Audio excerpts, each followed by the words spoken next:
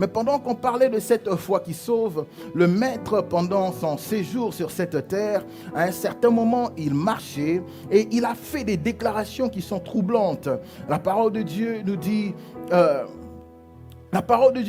le Seigneur dit à un certain moment dans Luc 8, prenez garde à la manière dont vous écoutez, car on donnera à celui qui a, mais à celui qui n'a pas,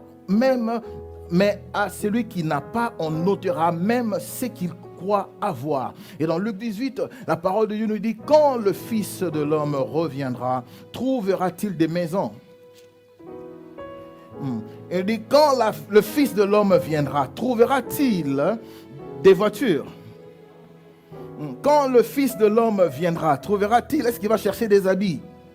Alléluia, est-ce qu'on est d'accord? Est-ce qu'on est sur la même page? Mais la Bible est affirmative et la Bible nous dit, quand le Fils de l'homme viendra, il va chercher une chose. Et c'est quoi la chose qu'il va chercher? C'est la foi. Alléluia. C'est cela que tu dois garder la foi. C'est cela que tu dois te rassurer de toujours croire au Seigneur Jésus-Christ.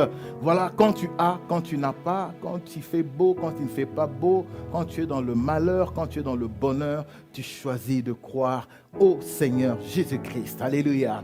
Alors, tout ça, c'était juste une introduction pour parler de cette séduction. Alors, la Bible nous montre, bien-aimés, dans la parole de Dieu, que cette foi ne sera pas toujours stable. Cette foi sera éprouvée.